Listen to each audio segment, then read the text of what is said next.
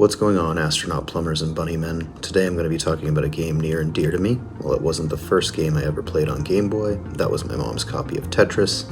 It was the first game pack I ever owned. Let's get into Super Mario Land 2, 6 Golden Coins.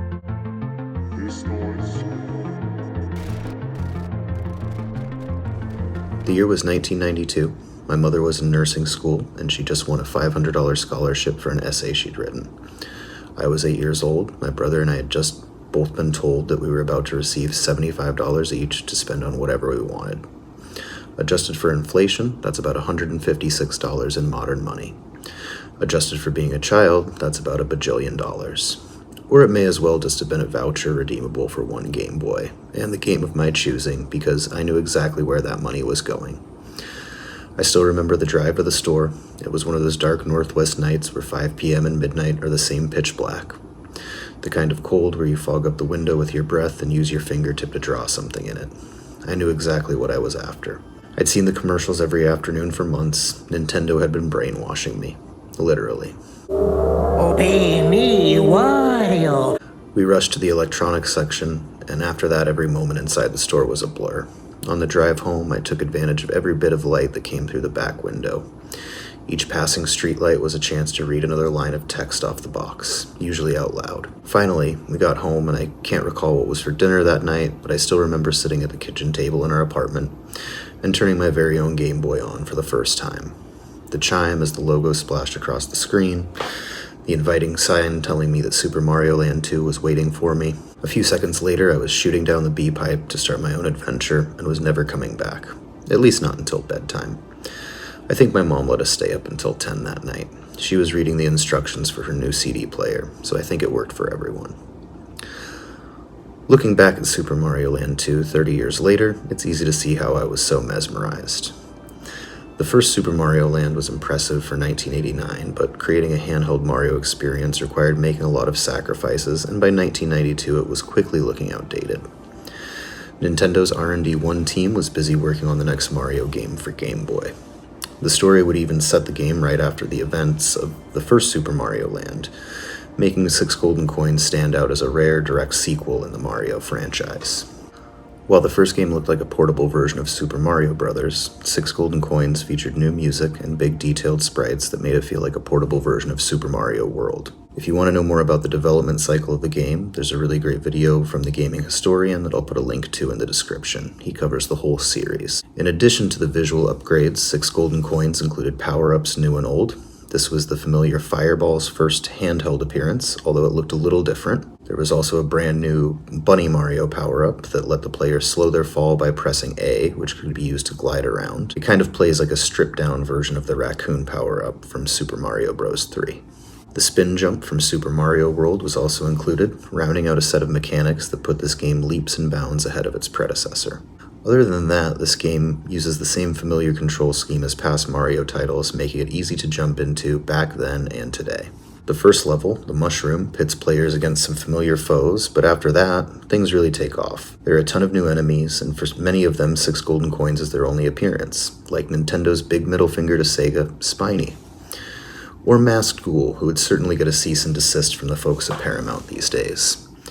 One character that debuted here and never went anywhere is Wario. Since 6 Golden Coins, he's made over 90 appearances in various games as either a playable character or antagonist. Before he was winning races, crashing Mario's parties, making you shake your Wii remote stupidly, playing doubles tennis with Waluigi, or any of that, Wario was here, squatting in Mario's castle. And how you get back to the castle for your revenge is entirely up to you.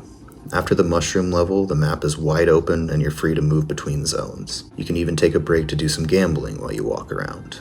The open world approach makes this game feel so much bigger. There are even bonus levels and secret paths to unlock all over. But my favorite zone has to be...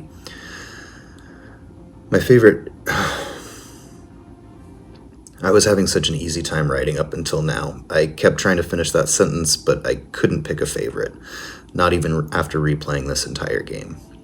So I decided to create a rubric to help me figure it out.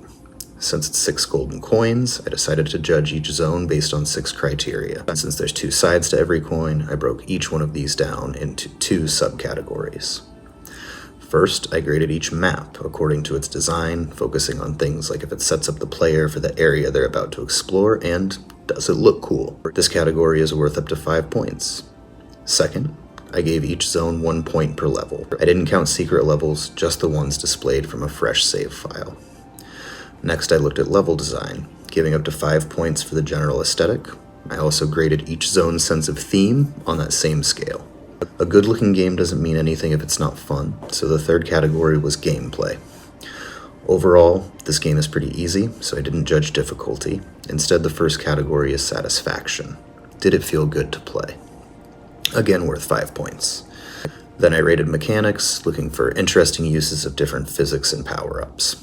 Also worth up to 5 points. Remember all those enemies I was talking about? The fourth category is all about them. Every enemy making their debut in this game is worth 1 point, and this counts for each zone they appear in since you can go in whatever order you want. So, no points for Goombas, Koopa Troopas, or Cheep Cheeps, but all the ants count, no matter where you run into them first. This section is called New Dudes. I also gave a 0 to 5 rating for casting. Did the characters add to the world? Did I want to be friends with them? Boss fights get their own category. This may be a little misleading, maybe I should have just called it boss.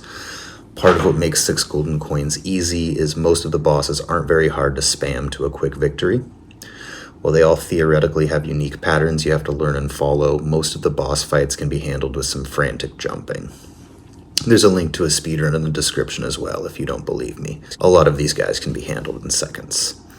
That being said, I won't be judging the fights. Instead, I focused on the design of the bosses, again awarding up to 5 points based almost entirely on looks, with some consideration for vibes. I also looked at the surrounding stage and gave up to another 5 points for the backdrop. Did it look like home for the boss you were fighting there? The sixth and final category is music. First, I listened to every song on every level and rated them up to 5 points. Then I divided that sum by the number of levels, and there you go. I should have never brought decimal points into this, but here we are. This one is called Average Track Score. The last area I critiqued was atmosphere. Did the music add anything to the area? Did it fit? You guessed it. Also worth 5 points. So I had a template. Now it was time to do some paperwork. Okay, now let's take a look at the data and kind of see what we found out here. And I'm going to start with our lowest combined score, which is this game's obligatory set of water levels. In last place is the Turtle Zone. Just because it scored the lowest doesn't mean this is a bad area at all. There aren't many new characters, but the additions to the cast are all great. The score mostly suffers from the lack of levels. But again, this area is about quality, not quantity. Turtle Zone stands out for its level design, with creative settings like a sunken submarine and the belly of a whale. The dev team also did a great job of giving the player breaks from the classic swimming mechanics, and the boss is even great. Look at those eyebrows.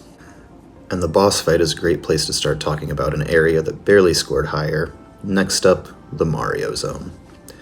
I know I said earlier that most of the boss fights in this game are easy to mash through, but the 3 little pigs are the only one that you really have to beat on their terms in this game. They're the perfect end to a zone full of toys and for some other reason lots of saw blades. There's some good platforming in this area and a lot of rewarding timing-based play, but it lacks cohesion. Parts of Mario Zone look like industrial areas, but there are also competing visual themes of childhood floating around. It just kind of becomes confusing. The level design and the exterior map design just don't connect for me the way they do for, let's say, our next section, and that's the Macro Zone. This area really stands out for the atmosphere it builds. Even Sewer Rat, possibly my least favorite boss in this game, fits the theme of being shrunken down and making your way through an empty house. It starts with an underground level full of all sorts of ants, and ends with an attic full of cobwebs, books, and one of my favorite weirdos this game has, the Collector. I really like the depth the music adds to this area as well. The only thing I don't like about the Macro Zone is that it's a bit forgettable. It seems like I always zip through this area pretty quickly. It's all very cool looking, but there's not a level that pops out to me when I think about it just for its gameplay. But if you're looking for interesting gameplay, welcome to the top half of the list, and welcome to the Space Zone. Even getting here is weird. You have to play the hippo level and ride a bubble over the sea. For what it's worth, I gave this area a half point for the hippo. It's not technically on the map for this zone, but you can't get there without playing it, so that seemed like a fair compromise. For only having 2 main levels, they both use weird physics to make up for their short playtimes. They also feature an equally limited and strange set of new baddies, like Number 48, who my brother and I just called the Space Burger as kids. The boss fight features a return from Tatonga, the main boss of the first Super Mario Land game. Both levels get unique music, and while I find the Moon level's lullaby track annoying, it still fits the floaty nature of the level.